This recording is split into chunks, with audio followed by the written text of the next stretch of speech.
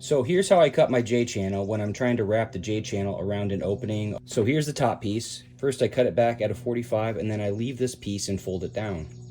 Then here's the side piece. This tucks inside like so. And then this hem hooks in with this top piece of the J-channel to prevent it from wanting to flop back and forth, and holds it nice and tight to make your miter look good. So then here's the bottom piece. It goes in the same way.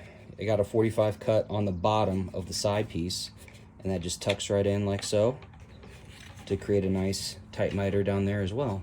Then when water comes in the top, it's gonna run, and it's gonna run off this little flashing detail and go right out the bottom.